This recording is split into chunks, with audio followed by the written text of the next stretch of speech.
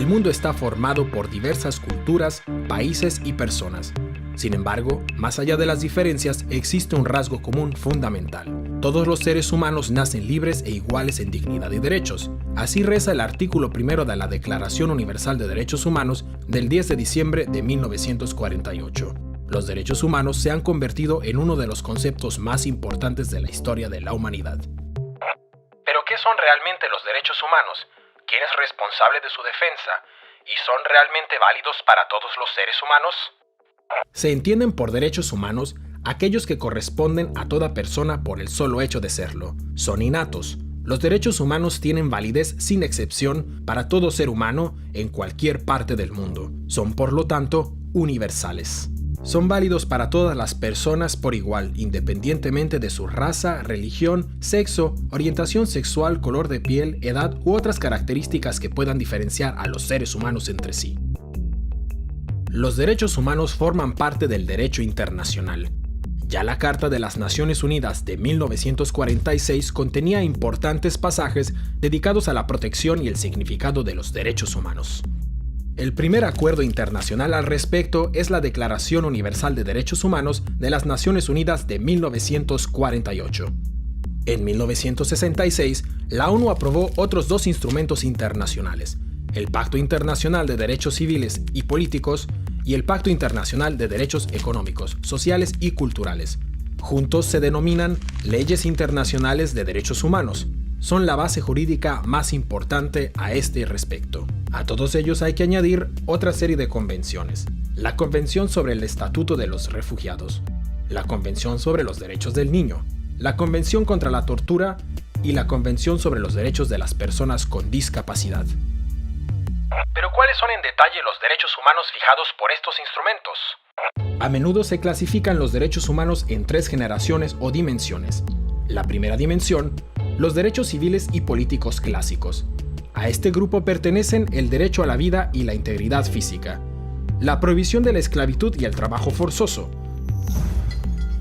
la protección contra la tortura, la libertad de opinión, la libertad de conciencia y religión, una amplia prohibición de la discriminación, además del derecho al voto.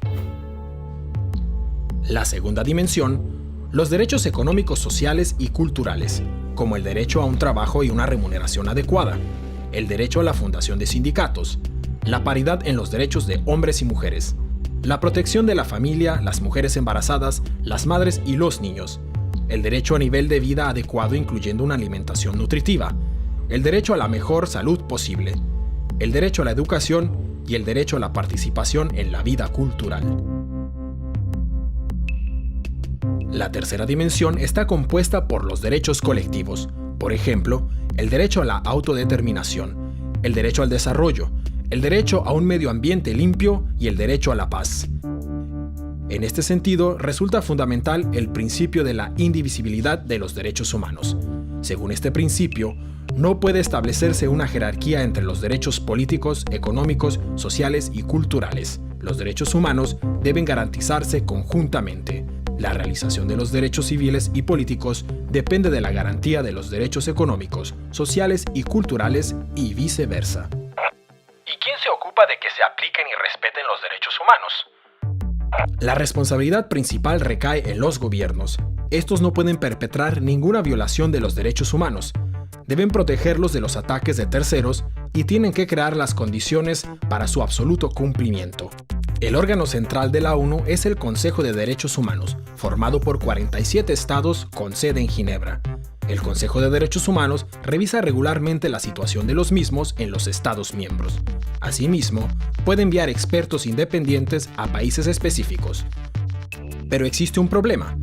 En este órgano participan muchos estados que en la práctica no protegen los derechos humanos. El Consejo de Seguridad de las Naciones Unidas se ocupa especialmente de la protección de los derechos humanos en guerras y conflictos armados. Sus esfuerzos se dirigen, por ejemplo, a luchar contra el reclutamiento de menores como soldados. La Alta Comisionada de las Naciones Unidas para los Derechos Humanos coordina todas las labores relativas a este respecto y dispone de varias oficinas locales que pueden enviar a expertos en derechos humanos a las misiones de paz de la ONU. la Corte Penal Internacional de La Haya. Por primera vez existe desde 1998 una instancia que puede investigar y condenar violaciones especialmente graves de los derechos humanos, como son el genocidio, los crímenes de guerra y los crímenes contra la humanidad.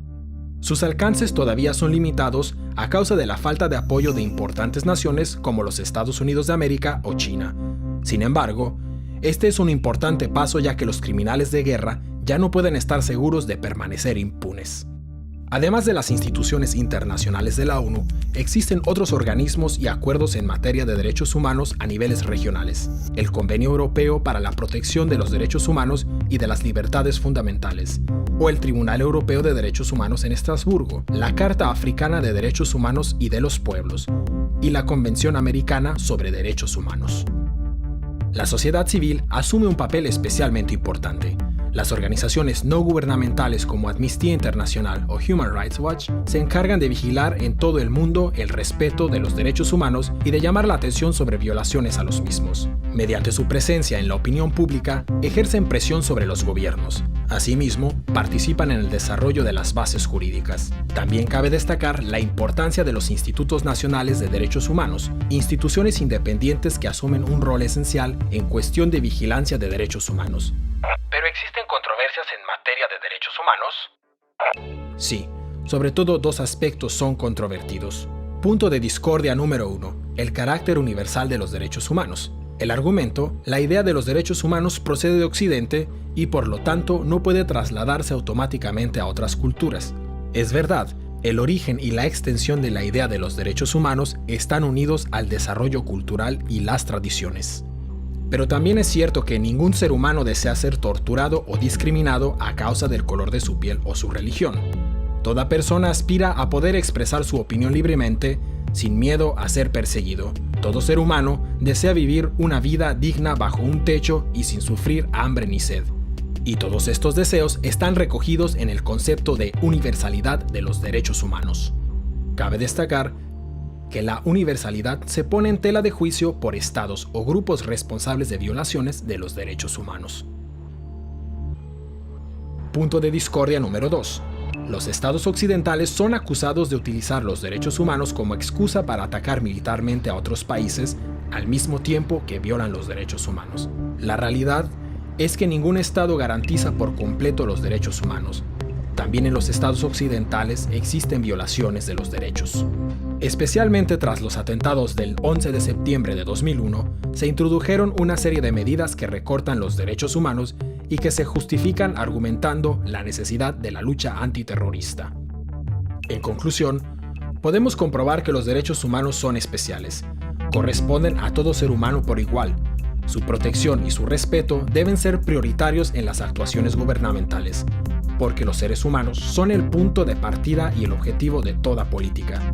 El Estado está al servicio de las personas y no al revés. Los derechos humanos requieren una lucha constante para su protección y su defensa. Solo si respetamos los derechos humanos podremos asegurar la paz y la estabilidad a largo plazo.